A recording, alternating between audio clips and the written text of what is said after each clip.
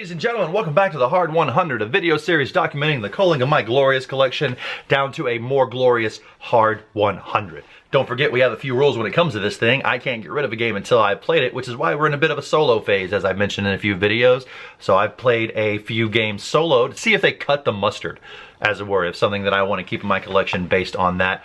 Also, rule number 2, an expansion plus a game equals one game. I'm not counting the expansions as extra.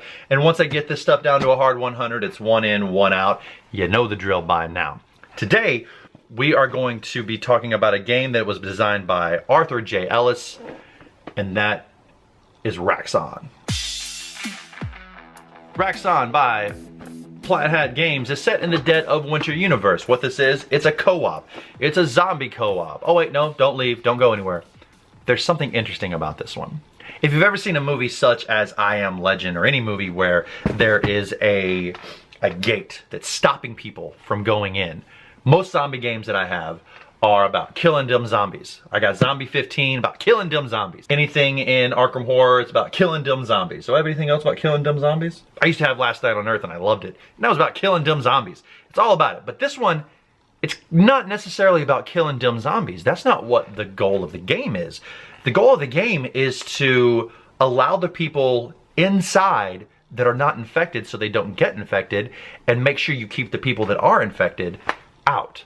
What you're doing is you are working for a corporation, the Raxxon Corporation, and you are through action selection and a very interesting grid system, kind of a shell game, like, oh, which one is it, which one is it? You're manipulating this grid or this crowd in order to allow certain cards or certain people inside your facility to protect them, or quarantining certain zombies to get them taken care of. Now, this game is pretty interesting, mainly because the theme of zombies has been overplayed, I think.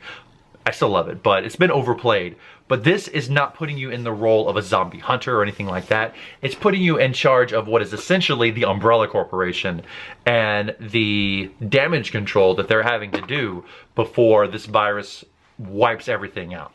What's interesting is some of the cards in the crowd that you let in, it could be something as simple as just a regular man or a woman, but then they have celebrities that have certain effects, they have families that have certain effects, and they also have the zombies that show up in the crowd.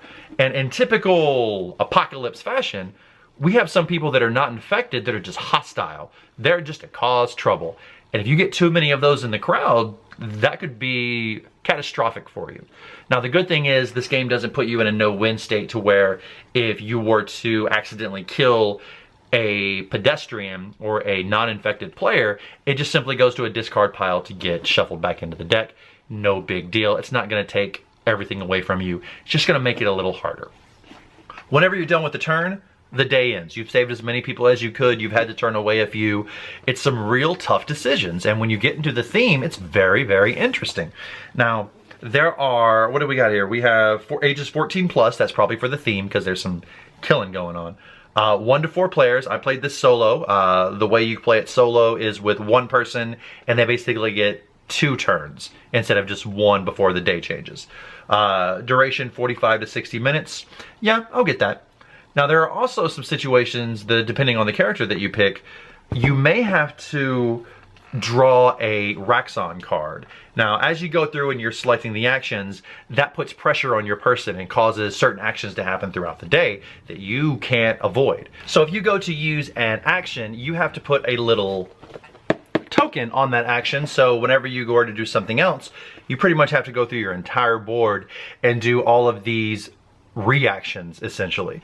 And they could be anything from adding more zombies into the board to revealing certain people in the crowd, and sometimes revealing can be a bad thing. You could have an option to draw a Raxxon card, and this is super cool. This is, we draw a card, and if you've ever played Eldritch Horror, if you've ever played Eldritch Horror, or maybe Betrayal at House on the Hill, it's kind of a storytelling element.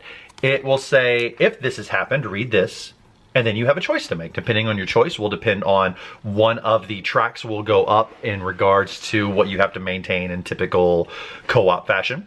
However, what's really, really neat is it will also tell a story about your character. So if you choose, for example, BG James or whoever it is, I think that's Billy Gunn, never mind.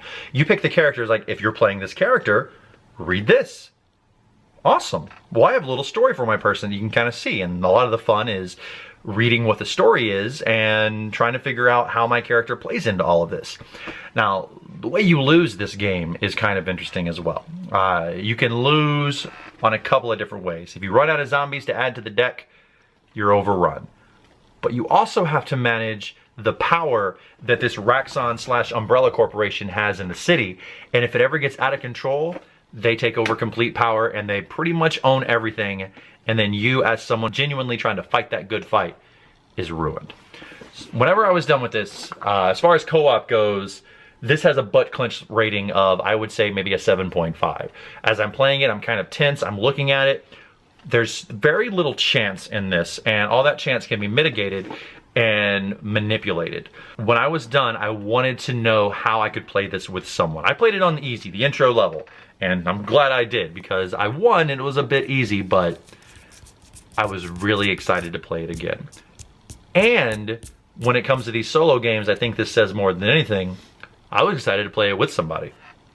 I wanted to see what would change if I could collaborate with someone with completely different powers from me, and how we might be able to gauge the risk versus reward, and okay, you do that, I'll do this, you do that, I'll do this, and kind of working together. Because you do really have the option of the alpha player on this, because the decision is ultimately yours on what you do. And it's very, very interesting, the options that you have. It's pretty neat. This is definitely going, or my hard 100 rather. This is 100% in.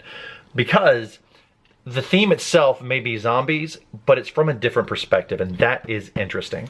The gameplay, the shell game that you're making, trying to make sure who gets in, who gets out, I think playing that aspect of it is very interesting. And I think it's got a really interesting puzzle to it, and enough replayability to make me want to play with other people, just to see kind of what we could come up with and how well we could do. I can see on the harder difficulty settings, this game fucking wrecking me, but I don't care. It's cool. Raxxon, welcome. You are up there in the hard 100. Plus, it's a pretty slick looking box. Once again, my name is Billy. Hopefully, you'll have a better indication as whether or not that might be something for your shelf, because it's definitely going on mine. Excellent. I think we've done a good job today. I think we've done the Lord's work trying to get this stuff done. Over the next few weeks, we may have a few other solo games. We might have some not. We're going to go through a couple of games that I've had some experience with, and we're going to add some things to it and take some things away. We're just getting started. Once again, if you want to know what's been in the Hard 100, peep the description below. I got a geek list going over on Board Game Geek. We'll see you when we see you. Peace out.